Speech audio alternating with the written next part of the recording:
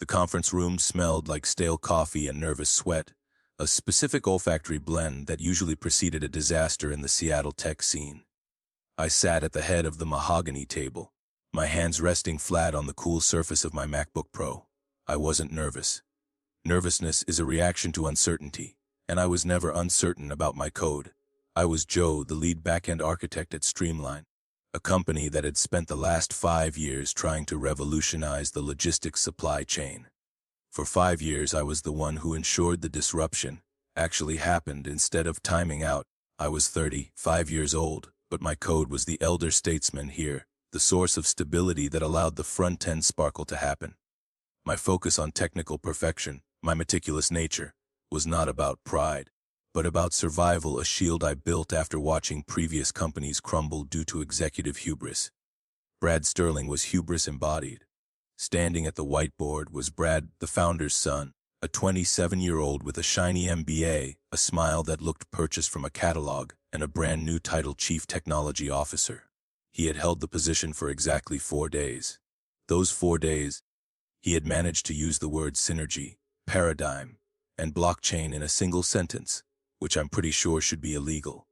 The 6 engineers of my team watched the exchange, eyes lowered to the table, already fearing the gravitational pull of the founder's son's incompetence.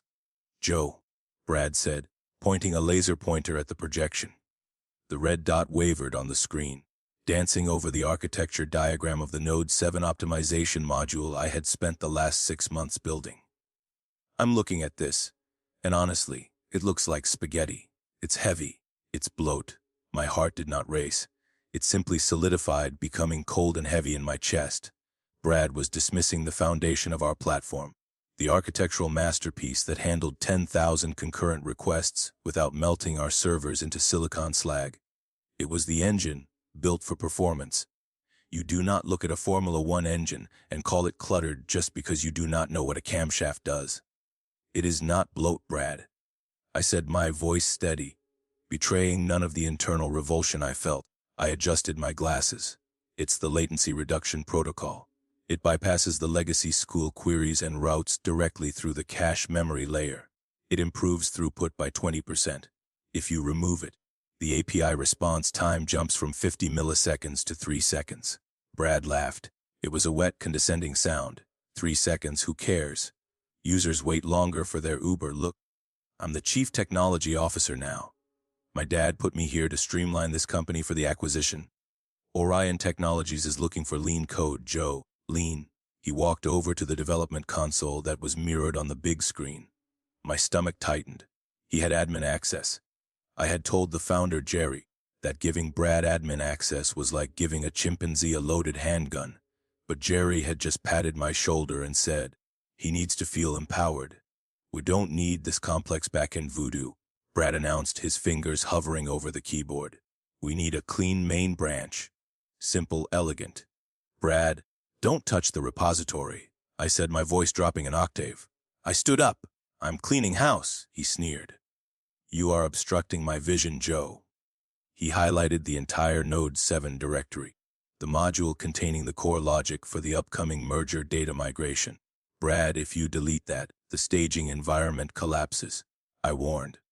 Since we have auto-deploy to production enabled for the demo tomorrow, that collapse will be immediate and catastrophic.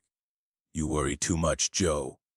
That's your problem. You're an obstructionist, he said. And then, with a theatrical flourish that belonged in a bad Broadway play, he hit delete, commit, and then push. The screen flickered. The terminal window scrolled green text for a second, then stopped. Don't, he announced, dusting his hands off. Leaner already. The silence that followed was absolute. It wasn't just quiet, it was a vacuum. Marcus, my junior developer, a kid I had mentored for 2 years, looked like he was about to vomit. He looked at me, his eyes wide, pleading for me to fix it. But I couldn't fix it. Not this time. My initial shock had passed, replaced by a cold, unsettling calmness. It was the detached calm of a demolition expert watching the charges go off exactly as planned, even if they were set by an idiot. You just deleted the logic layer, I said, sitting back down. The application is now a front-end shell. It can't fetch data. It can't authenticate users. It's a zombie. Brad turned to me. his face reddening, perhaps realizing the room's collective horror was not directed at me. See, this is exactly what I'm talking about. Negativity. You're toxic, Joe. You're not a culture fit for the new streamline. He puffed out his chest. You're fired. Get your stuff. I want you out before the sprint review is over. The room gasped. Marcus started to rise, but Brad barked, "Sit down, Marcus, or you're next." I looked at Brad. I looked at the screen where my code used to be. I looked at my team who looked terrified. And then my phone buzzed on the table. It had been buzzing for weeks. A block number. I knew who it was. I had ignored it out of a misguided sense of loyalty to the founder who gave me a shot 5 years ago. But that loyalty was now a smoking ruin, deleted by a silver spoon and an admin key. I picked up the phone. The caller ID was no longer blocked. It just said, Orion. Brad was still talking, rambling about fresh perspectives and rock star ninjas. He thought he had crushed me. He thought he had won. He was watching me, waiting for the tears, for the begging, for the please. I need this job. I swiped right and brought the phone to my ear. This is Joe, I said. The voice on the other end was smooth, professional. It was Elias Thorne, Vice President of Engineering at Orion Technologies, the company poised to acquire Streamline for $500 million next week. Joe, Elias said, we haven't heard back from you regarding the offer. We're finalizing our due diligence on Streamline tomorrow, and honestly, looking at their architecture docs, you're the only reason we're still interested. The rest of it looks like, well, a mess. I looked at Brad. He was smirking, arms crossed. I spoke into the phone, my voice clear enough for everyone in the room to hear. Yes, I accept Orion's offer. Brad's smirk faltered. Who is that? He demanded. I can start immediately. I continued, ignoring Brad. Actually, I'm free right now. My schedule just cleared up unexpectedly. Elias paused on the line. Oh, that's fast. Everything okay on your end? Everything is perfect, I said, locking eyes with the founder's son. I'll see you in 1 hour. I hung up. I closed my MacBook, making the final sound a definitive click. I stood up and unplugged my charger. The winding sound of the cord retracting was the only noise in the room, a sharp, clean period on my time there. Good luck with the deploy, Brad, I said. I walked toward the door. I didn't need to look back at the screen or the horrified faces of my team. Brad started shouting something about insubordination and security escort, but I barely heard him. I was already doing the final calculation in my head. Brad had not just fired me and deleted my code. He had locked himself and the entire company inside a burning building and thrown away the key. The $500 million acquisition was dead. As I walked, the calculation was already complete. The deleted module Node 7 handled authentication token validation. Without it, the cached credentials would expire in precisely 50 minutes. When that happened, everyone, from the founder Jerry down to Brad himself, would be locked out of the administration panel. He didn't just delete my code. He handed the company a loaded gun, fired it at the lockbox, and then threw away the key. The infinite crash loop that would follow would ensure the system couldn't be revived without a complete rebuild of the module, a feat only achievable by the team he had just humiliated and fired. The open plan office of Streamline hummed with the usual mid-afternoon energy. Sales guys were ringing gongs. Marketing was arguing about font kerning. None of them knew the company was already a corpse that hadn't begun to smell yet. They were celebrating their last quarter on the deck of the Titanic. I reached my desk, a standing setup with 3 vertical monitors and a mechanical keyboard that sounded like rain on a tin roof. I grabbed a happy onboarding box meant for new hires from the supply closet. The irony tasted like copper. I didn't take much: my personalized keycaps, my noise-canceling headphones, and a framed photo of my cat Pseudo. I left the branded water bottle and the cheap acrylic plaque they'd given me for 5 years of service. That plaque was a symbol of my misplaced devotion to an organization that had prioritized a son's ego over technical reality. Joe. I turned. It was Greg, the lead continuous integration, continuous deployment admin. Greg looked like he lived in a server rack, pale and vibrating with caffeine.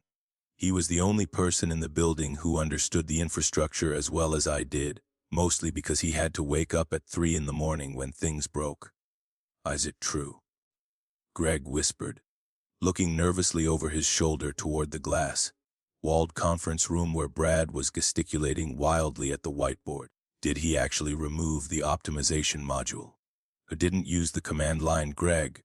I said, dropping a stapler into the box. He used the graphical user interface. He clicked delete, and then confirmed it. He thinks he's leaning out the code. Greg's face lost what little color it had. But the application programming interface gateway, the load balancers, they rely on Node 7 to route traffic. If that module is gone, the health checks will fail in about. He glanced at the status dashboard on the wall. The lights were all green, the terrifying calm before the red storm. 9 minutes. I finished for him, dropping a stress ball into my box. Then the auto-scaler will try to spin up new instances to compensate for the failed ones. But since the base image pulls from the main branch, the one Brad just committed to, new instances will spin up broken. It's going to be a loop. An infinite crash loop, Greg whispered, horrified. Amazon Web Services is going to bill us for thousands of instances spinning up and dying every second. He reached for his phone, panic tightening his throat. I have to stop the deploy. I can roll back the commit.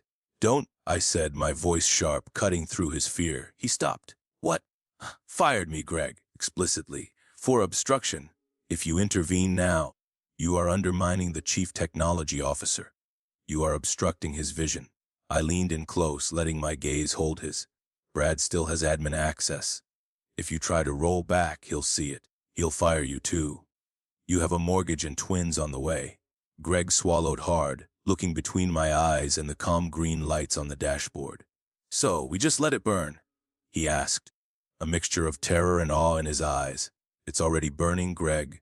We're just waiting for the smoke detectors to notice. I picked up my box. Do me a favor. Don't fix it. Not tonight. Let him see what lean looks like. He nodded slowly. I didn't see you. I was in the bathroom. Good man. I walked toward the elevator. The office felt surreal.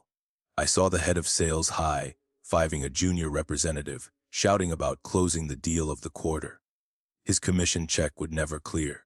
The company's $500 million valuation was tied to the technology, and the technology was currently eating itself. As I waited for the elevator, my phone buzzed. A Slack notification. My account hadn't been revoked yet. It was from Marcus, the junior developer. He's trying to run the build manually. It's throwing error 5000s. He's yelling at the compiler. I didn't reply. I just deleted the application from my phone. The elevator doors opened. I stepped in.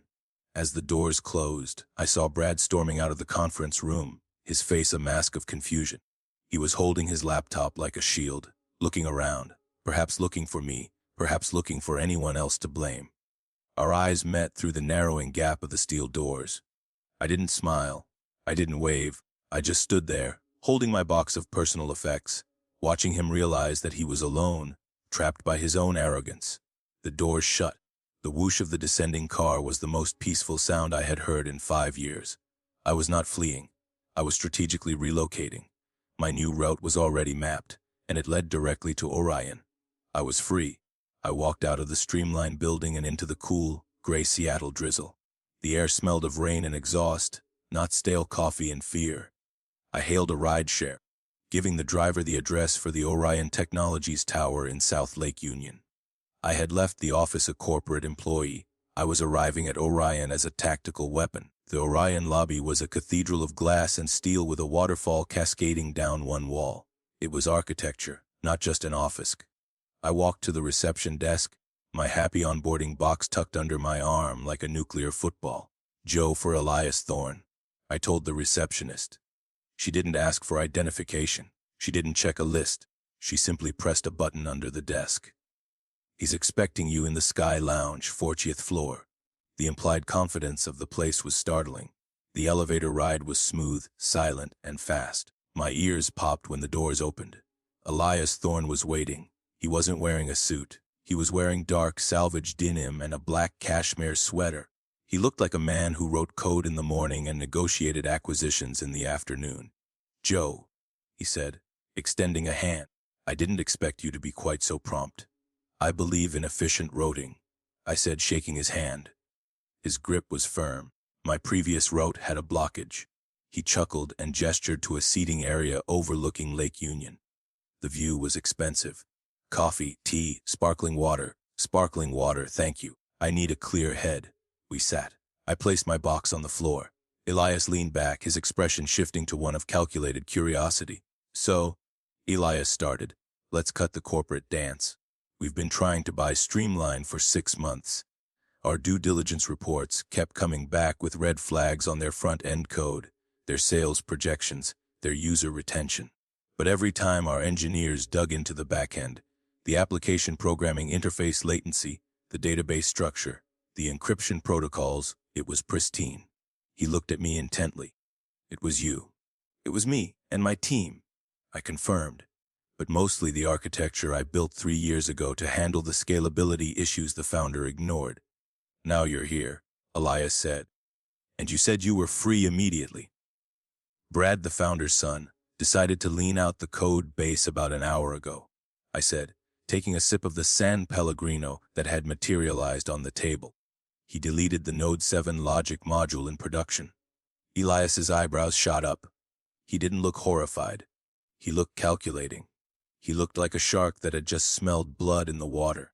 He deleted the optimization layer, the thing that makes the platform actually work. Gone, I confirmed. And he fired me for trying to stop him. Elias let out a low whistle, not of sympathy, but of pure analysis. So, he said slowly, if we were to complete the acquisition of Streamline tomorrow, we'd be buying a shell. You'd be buying a front-end interface that points to 404 errors. 404 errors, and a system currently engaged in an infinite crash loop, generating tens of thousands of dollars in excess Amazon Web Services billing. I corrected. The engine to access the data is gone, and I'm the only one who knows how to rebuild it quickly. The documentation was, well, Brad called it bloat. Elias smiled. It was a genuine smile this time. Joe, I'm going to be honest. We don't want Streamline. We don't care about their logistics app. We wanted the engine.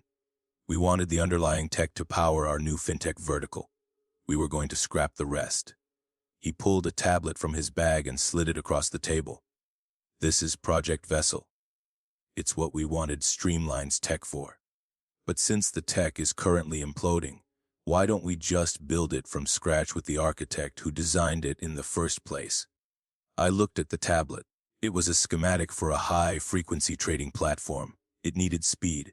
It needed security. It needed exactly what I had spent 5 years building for a company that sold boxes. I could see the code in my head already, clean, without legacy debt. I want you to be the head of architecture for Project Vessel, Elias said. Equity partner. 3 times your Streamline salary, a team of your choosing, and full autonomy. No founder's sons. Don't, I said. The decision was the easiest I'd made in years. The avoidance was over. This was the fight I was built for. I spent the rest of the day in a new, quiet office, migrating my mental blueprints into Orion's secure repositories. Resource request approved.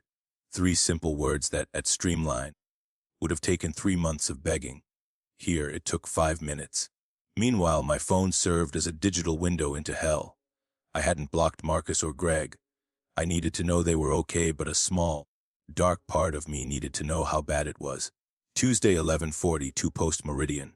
A text from Marcus. The auto scaler hit $15,000 in overages today. Brad is screaming that Amazon Web Services is scamming us. He tried to edit the config file in Notepad Joe. He corrupted the encoding of Wednesday, 3:15 anti-meridian. A text from Greg. I haven't slept in 40 hours. Every time we patch the routing table, the front end throws CORS errors. Brad keeps asking why we can't just Control-Z the server state. I think he's crying in his office. I sat in my ergonomic chair sipping loose leaf tea, reading these messages with a cold, professional detachment. I was witnessing a perfectly deterministic system, a disaster born of arrogance. The feeling was not joy, but rather the quiet satisfaction of knowing the gravity I built was now doing its job. I sent a text back to Greg, check the Nginx config. He probably overwrote the headers when he pushed the clean branch. And Greg, go home. Let it crash, he replied instantly as I can't. The demo with Orion is on Friday. If we don't have it running, Jerry is going to have a stroke. The demo. The final fatal irony. I looked up at the Olympic Mountains outside my window, a sense of cold anticipation settling in my stomach. The failure was not yet public, but the gears were already turning. The game was far from over. I was neck deep in the architecture for Project Vessel, finding immense relief in designing a system with zero legacy debt, but the texts from my old team kept pulling me back to the wreckage I had left behind. I knew the Friday demo was the final, desperate gambit for Streamline's founder, Jerry. It was the last chance to convince Orion that the company was still worth $500 million. The warnings from Greg and Marcus were bad, but the text from Sarah, the quality assurance lead, still trapped inside Streamline, was the crucial piece of intelligence. Sarah was meticulous. She understood how to break a system better than anyone, which meant she knew exactly what Streamline was doing to fake a system. Thursday, 9 post-meridian. The text arrived. Dave, they are hard-coding the data, Joe. They couldn't fix the back-end logic. So for the demo, they are just making the front-end display static JavaScript object notation files. It's a Potemkin village. If Orion clicks on anything other than the happy path, the whole thing 404 errors. I stared at the screen. Hard-coding the data. It was the oldest trick in the vaporware book. It wasn't a patch, it was outright fraud. They were trying to sell a $500 million application that was nothing more than a visually pleasant slideshow. My sense of cold vindication solidified. This wasn't a technical failure anymore. It was an ethical one driven by desperation and arrogance. I forwarded Sarah's text to Elias Thorne. I didn't add any commentary or emotional appeal. I didn't need to. I added a simple surgical caption. Ask them to filter by date range. Last year's data is not included in the static file. It only covers the current month. Elias replied instantly with a thumbs-up emoji. He understood. That was the kill shot. The Orion team wouldn't be fooled by a dashboard that looked fast. They needed to verify the database integrity, which meant querying historical data. Since the actual database was disconnected, and the fake static file only contained current, month dummy data, any query outside that scope would instantly expose the lie. I leaned back in my ergonomic chair. The sun was setting over the Olympic Mountains. I felt a strange sense of controlled anticipation. I wasn't holding the duct tape anymore. I was holding the scalpel, and it was time for the surgery. Friday morning arrived with the heavy gray gloom typical of the Pacific Northwest. At Streamline, I knew the mood would be frantic, manic energy. At Orion, it was just another Friday. Bagel day. I was in a code sprint with my new team, but my second monitor had a terminal window open to a private group chat with Marcus, Greg, and Sarah. I had named the chat Lifeboat. 10 anti-meridian. Sarah. The Orion team is here. Suits, lawyers, they look serious. Brad is sweating through his blazer. He smells like cheap cologne and desperation. 10:05 ant-meridian. Greg Jerry is doing the intro, talking about resilience and next-generation pivots. Brad is setting up the projector. His hands are shaking so bad, he can't plug in the high-definition multimedia interface. I imagined the conference room, the same one where I was fired, the ghosts of my code still haunting the projector screen. Brad was driving the demo. He was clicking through the dashboard. Look how fast it loads. Yes, Marcus texted, because it's loading a local comma-separated values file. You idiot. 10:20 anti-meridian. Sarah, okay. Orion guy, the vice president of product, just asked a question. Can we see the logistics throughput for Q3 of last year? 10:20, 1 ant-meridian. Brad froze. He's saying, well, we focus on real-time data, so historicals are archived for latency purposes. I took a slow bite of my poppy seed bagel. Elias was in that room. He had my note. 10:20, 2 anti-meridian. Sarah, Orion guy isn't buying it. Unarchive it, please. We need to verify the database integrity. This was it. The database wasn't connected. There was nothing to unarchive. The archive was a lie to cover the fact that the application programming interface was dead. The silence, even conveyed through text, felt thick. 10:25 anti-meridian. Marcus the Brad is typing. He's trying to inspect Element to change the dates on the fly. Oh my God. He's typing into the browser console in front of them. 10:26 anti-meridian. Greg the error 500. Massive red box on the screen. Undefined is not a function. I chuckled quietly. Undefined is not a function. The technical epitaph of the incompetent coder. 10:29 anti-meridian. Marcus. The Orion lawyer just stood up. Mr. Founder, This application isn't making network requests. We're monitoring the traffic. This is a static page.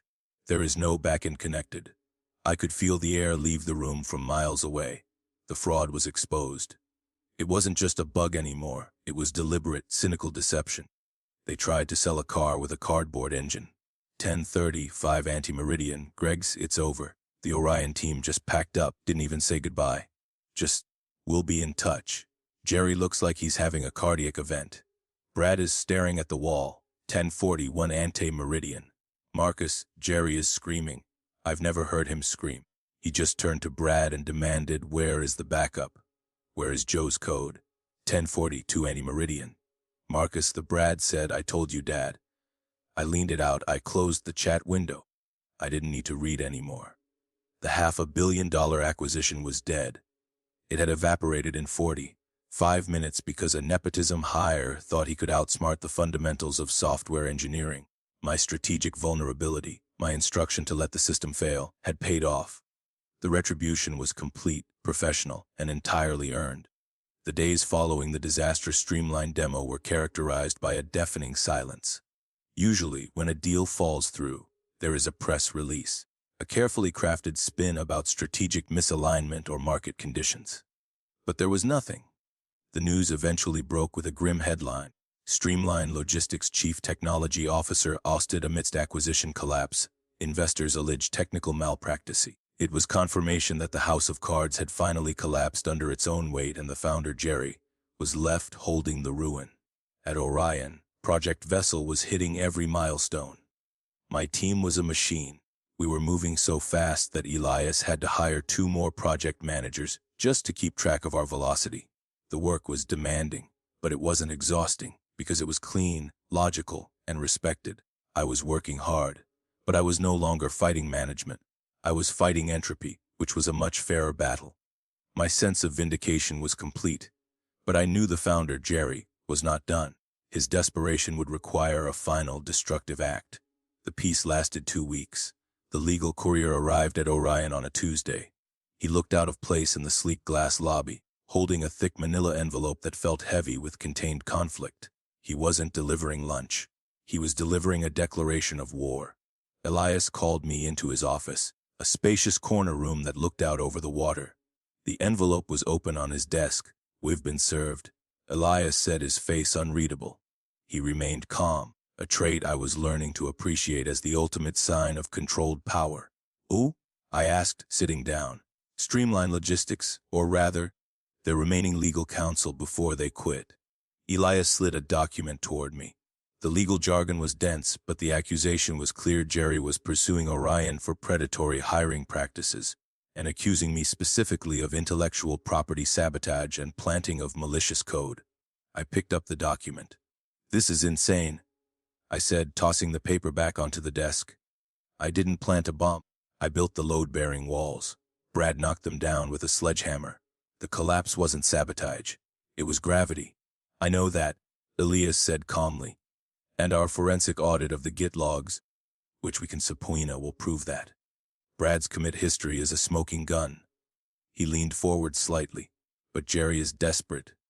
He's trying to freeze our development of Vessel. He thinks if he ties us up in court, he can force a settlement or get us to buy his scraps for pennies. So what do we do? I asked. My initial desire for quiet victory was replaced by a cold, renewed sense of responsibility. I had secured my position, but the fight for the truth, and for my former team, was still ongoing. We don't settle, Elias said, his eyes hardening. We invite them over. Excuse me. We're holding the deposition here tomorrow. Elias explained. We're going to let Jerry say these things under oath, and then you're going to walk into the room. I felt a chill of anticipation that had nothing to do with fear. It was the thrill of perfect execution. Jerry didn't know I was the head of Vessel. He knew I was here, but he assumed I was just a disgruntled mid-level engineer they picked up cheap. He had no idea I was the architect of the very thing that was about to put him out of business. The rest of the day was spent preparing the defense.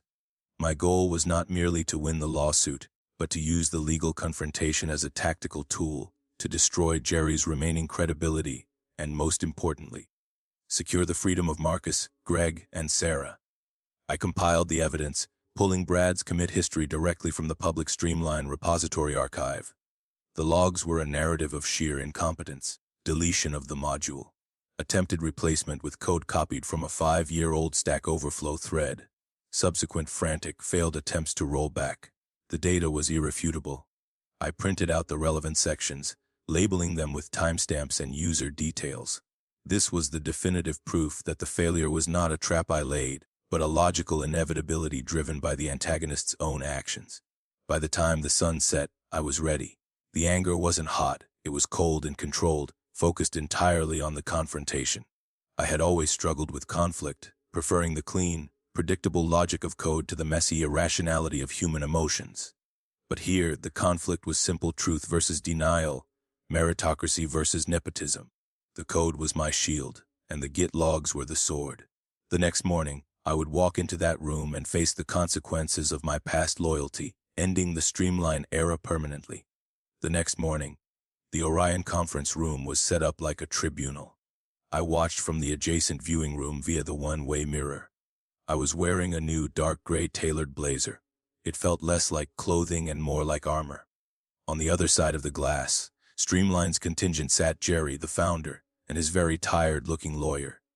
Jerry had lost weight, his hair disheveled. The corporate veneer was cracked. On Orion's side sat Elias and our lead legal counsel, a sharp, composed woman named Evelyn. The process began with Evelyn gently guiding Jerry toward his accusations, forcing him to commit to the narrative of sabotage under oath. She destroyed it. Jerry shouted, pounding the table. The system worked perfectly for 5 years. She leaves, and suddenly it collapses. That's not a coincidence. That's sabotage. She deleted the keys. Mr. Founder, Evelyn said smoothly, holding up a printout. Our records indicate that a user named Brad Admin initiated a deletion of the Node 7 directory at 2:14 post-meridian on the day in question. Are you familiar with this user? Jerry sputtered. Brad was optimizing. He was cleaning up her mess, but she left traps, dependencies that were undocumented. He was still blaming the code, not the coder. He still refused to respect the craft. Undocumented dependencies. The lawyer asked, her tone flat. Or simply the code itself. The foundational components required for load balancing. It's the same thing, Jerry yelled, his composure slipping completely. She made herself indispensable on purpose. That's extortion. No, Mr. Founder, Evelyn corrected with a cool glance toward the mirror.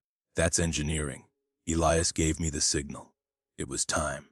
I took a deep breath, feeling the cold professional resolve settle over me. I opened the door and walked into the conference room.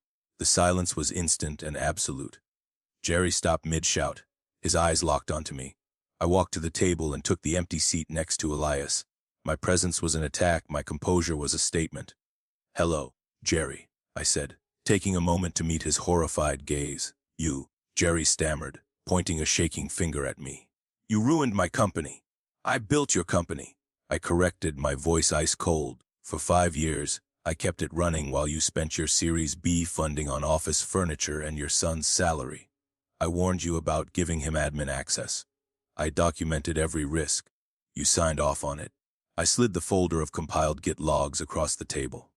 The pages detailing the commit history lay between us like a confession. These are the logs, I said. Every keystroke, every commit. Brad didn't just delete the module, Jerry. He tried to replace it with code he copied from a Stack Overflow thread from 2015. Code that was incompatible with your library versions. He didn't just break the car. He poured sugar in the gas tank. Jerry looked at the logs. He didn't understand the technical output, but he understood the confidence in my voice, the detailed certainty of the documentation. He looked physically defeated. Elias stepped in, his voice cutting through the silence. We are counter, suing for defamation and for frivolous litigation intended to impede our business. Unless Elias paused, letting the implication sink in. Jerry looked up. Unless what? Unless you drop this lawsuit immediately. Admit publicly that the failure was due to internal mismanagement. Elias dictated, smiling faintly, and release Marcus, Greg, and Sarah from their non-compete clauses effective immediately. Jerry looked at his lawyer. The lawyer simply shook his head. The charade was over. Jerry slumped in his chair. The bluster was gone. All that was left was the math, and the math didn't work in his favor. Fine. Jerry whispered, the word thin and brittle. Good, I said. The satisfaction was not manic but profound. A controlled, earned triumph. It wasn't just my name I had cleared, I had reclaimed my team. And Jerry, I added, leaning forward slightly as he gathered his papers. He looked up, his eyes hollow. This was the final, defining blow, the complete emotional payoff of facing the corruption I had always avoided. Next time you fire the architect, I said, my voice quiet but utterly firm, make sure you know where the load-bearing walls are. Minutes later, the news would hit the founder, Jerry, that "You model mais useless." The founder's son sneered, deleted my code, and fired me in front of the team. I simply answered my phone, yes. I accept Orion's offer. That was the moment the $500 million acquisition died. He would soon face the consequence of firing the architect. I stood up and left the room, leaving Jerry to face the consequences of his arrogance and neglect. I had successfully transformed a personal injustice into a professional reclamation. With the deposition successfully concluded, and the legal threat neutralized, the last obligation I felt towards Streamline was severed. Jerry had folded, dropping the lawsuit and agreeing to release Marcus, Greg, and Sarah from their non-compete clauses. My conscience was clear, and my focus was finally entirely on the future. The next 2 months at Orion were the most rewarding of my career. The first thing I did was hire my 3 core team members. Marcus was immediately onboarded as a junior front-end lead. Greg took over as the lead continuous integration, continuous deployment engineer, and Sarah became my crucial quality assurance partner. We were a machine. We were moving so fast that Elias had to hire 2 more project managers just to keep track of our velocity. The work was demanding, but it wasn't the kind of bone-deep exhaustion that comes from fighting incompetence. It was the satisfaction of building something truly resilient. We were building Project Vessel on a Rust-based stack, something I had begged Streamline to transition to for years. Here, it was not just approved, but encouraged. The philosophy at Orion was simple: excellence is the only metric. 3 months after the disastrous demo, Project Vessel went live. It wasn't a noisy launch. There was no confetti, no press release full of buzzwords, just a switch flip at 2 antimeridian. I stood in the Orion Command Center, a room that looked like NASA Mission Control, surrounded by my team. Traffic is spiking, Marcus said, grinning. He looked 10 years younger than the tired kid I'd seen typing in Notepad. We'd just onboarded the Global Freight Partners account. Global Freight Partners, Streamline's biggest former client, had defected to us a week after Streamline filed for Chapter 11 bankruptcy protection. Latency, I asked. 12 milliseconds, Greg reported, adjusting his glasses. Stable. The load balancers are yawning. They're barely breaking a sweat. I watched the data flow on the main screen. It was streams of gold light moving across a dark map of the world. Each stream was a transaction, a shipment, a confirmation. It was the system I had always wanted to build, running on hardware that could actually support it. No errors, Sarah said. 0, it's clean, Joe. I let out a breath I felt like I'd been holding for 5 years. Good work, team, I said. Let's order pizza. The celebration was low-key. We ate pizza and drank craft beer in the lounge. The vibe was different here. There was no fear. We knew the system worked because we built it right, with respect for the code and for each other. Around 4 antimeridian, Elias walked in. He was holding a bottle of champagne. Congratulations, he said, popping the cork. The board is ecstatic. The stock is up 4% and after hours trading just on the rumor of the launch. He poured me a glass. You know, we got a call today from the receivership handling Streamline's assets. Elias continued. They're auctioning off the intellectual property, the domain name, the customer list, the legacy code. How much? I asked. Elias laughed, swirling the champagne. Pennies, nobody wants the code. It's tainted. The whole thing is worthless, Joe. It's a cautionary tale. I took a sip of champagne. It tasted like victory. What about Jerry? And Brad? Brad is pursuing other opportunities, Elias said, making air quotes. I heard he's trying to pivot into crypto or artificial intelligence art, seeking work where you do not need to know how things work. Jerry, however, faced forced retirement. He lost everything. Investors sued him for breach of fiduciary duty. It was a grim fate, but I couldn't find it in myself to be sad. They had treated people like disposable cogs. They had treated code like magic that just happens. They refused to respect the craft. The grim truth was that Streamline hadn't been an unfortunate failure. It had been a predictable outcome of bad leadership. "Marcus," I called out. "Yeah, boss." He had a slice of pepperoni in one hand and a tablet in the other. "How's the import script coming?" "Done," Marcus said. "Can migrate any remaining Streamline customers to Vessel in under an hour. Their data formats are, well, I know them by heart." "Good," I said. "Turn it on." We weren't just winning. We were absorbing. We were the bigger, more resilient organism. As the sun came up over Seattle, painting the Space Needle in pink and orange, I realized something. I wasn't angry anymore. The rage that had fueled me during the firing, the cold fury during the deposition, it was gone. I was just a builder, and I had built something that lasted. My phone buzzed. It wasn't a text. It was a LinkedIn notification. "A Brad Sterling has viewed your profile." I smiled. I didn't view his back. I didn't block him. I just let the notification sit there. Let him see the title, Vice President of Engineering, Orion Technologies. Let him see the success. Let him see what he deleted. I put my phone down and turned back to the screen. "Greg," I said, "let's run a stress test. I want to see if we can handle double the load." "You got it, Joe." The work continued. The code compiled. The world kept turning. 6 months passed after the successful launch of Project Vessel. The noise of Streamline's collapse had faded, replaced by the quiet, efficient hum of success at Orion. The final act of the Streamline tragedy didn't happen in a courtroom or a boardroom. It happened in an email. I sat in my corner office reading the email on my 32-inch monitor. The subject line was, "Urgent decryption request/legacy database." The liquidation firm handling Streamline's corporate corpse reached out to Orion. They weren't trying to sell us anything anymore. They were asking for help. The liquidators were trying to extract historical data to satisfy a tax audit for the failed company, but they couldn't access the archives. The backups, the ones Brad hadn't deleted, were encrypted, and the private key used to encrypt them lived in a secure vault that required two-factor authentication.